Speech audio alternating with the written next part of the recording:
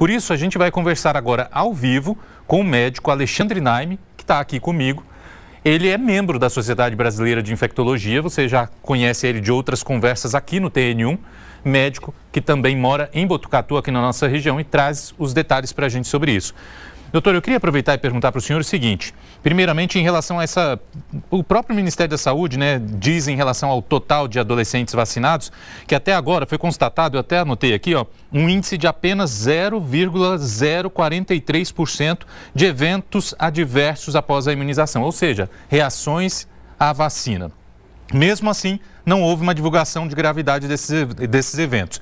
Isso, de alguma forma, reforça que a vacina realmente foi testada e que ela funciona para esse grupo, dentro desse caso de ter um número tão pequeno de reações? Boa tarde para o senhor. Boa tarde, Daniel. Boa tarde a todo mundo que está acompanhando o TN1.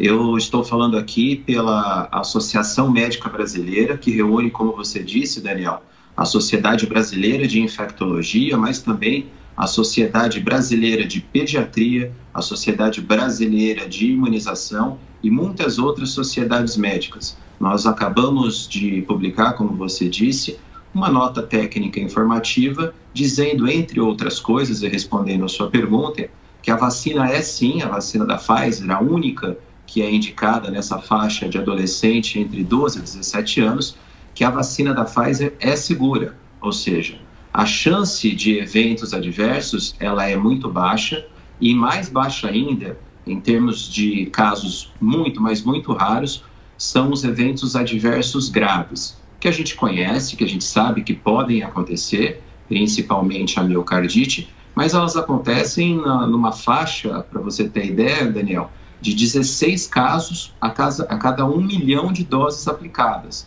Então é um número muito pequeno, frente ao benefício que essa vacina em adolescente leva. A vacina em adolescente, ela já foi estudada, ela tem uma chance de promover a imunogenicidade, ou seja, do adolescente criar anticorpos contra o vírus, muito alta, na ordem, na verdade, de praticamente 100%.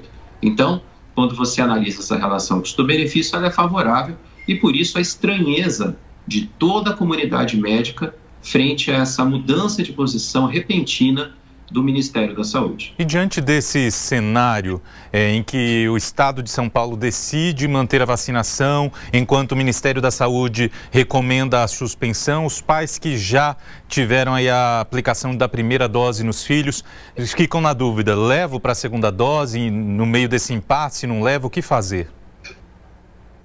Na verdade, não existe impasse. Como eu disse, todas as sociedades médicas que estudam, que tratam do tema imunização em adolescente, e vou repetir, a Sociedade Brasileira de Pediatria, a Sociedade Brasileira de Infectologia, a Sociedade Brasileira de Imunização, a Associação Médica Brasileira e vários outros órgãos, como o CONAS, CONASEM, a própria Anvisa, todos se manifestaram já durante a tarde de ontem e a manhã de hoje no sentido de manter a recomendação não só para fazer a segunda dose naquelas pessoas que já fizeram a primeira ou ainda iniciar a vacinação.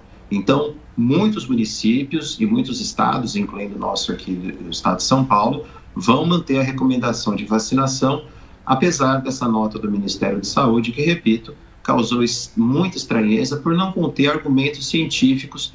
Nós ficamos imaginando, sem saber, qual foi a motivação real dessa nota do Ministério da Saúde. Diante dessa recomendação que o senhor está citando, que já causou estranheza à sociedade médica e, claro, causou essa confusão toda para todo mundo, principalmente para os pais que têm filhos nessa faixa etária, houve muita circulação de fake news já, falando, porque em nenhum lugar do mundo isso é feito, só aqui. E não, né? Muitos países estão aplicando esta vacina nessa faixa etária, né?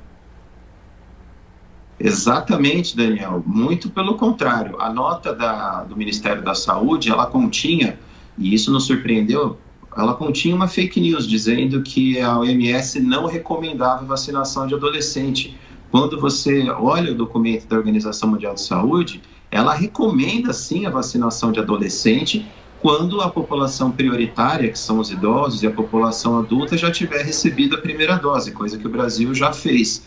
Então, Veja que o motivo pelo qual essa nota causou estranheza, além de não ter nenhum dado argumento técnico, ainda tinha essa fake news. E vários países já fizeram a vacinação em adolescente. Cito os Estados Unidos, Israel, que usaram a única vacina aprovada que nós temos na maioria dos países é a Pfizer, e eles já fizeram a imunização nesse público. E a taxa de evento diverso, como a gente falou, muito pequena. Queria só lembrar que mesmo essa taxa sendo pequena, 16 casos de miocardite a cada 1 milhão de pessoas, mesmo esses 16 casos são extremamente leves. Os casos fatais ou óbito são pontuais, são raridade, e a relação custo-benefício da proteção contra a Covid é amplamente favorável. Então, só para a gente finalizar e dar esse reforço para quem está em casa. Os pais que têm filho nessa faixa etária, que estão no município que está seguindo a vacinação, como aqui no estado de São Paulo, a maioria dos municípios paulistas, então é importante que eles saibam, a vacina é segura e não tem esse risco de ela não proteger contra a Covid-19 e ainda causar outras coisas, né? Então, deixando o resumo e um recado bem claro para os pais. De acordo com as sociedades de pediatria, de infectologia, de imunização e pela Associação Médica Brasileira, pelo que nós temos até o momento, a vacinação deve ser mantida e quem não fez a primeira dose deve procurar assim que estiver disponível na sua cidade. A vacinação em adolescentes de 12 a 17 anos, quer seja aqueles com comorbidade, que obviamente são prioridade, mas também aqueles sem comorbidade. Eu agradeço a participação do senhor aqui com a gente no TN1. Uma ótima tarde e bom trabalho. Até mais. Ótima tarde para todos, um grande abraço.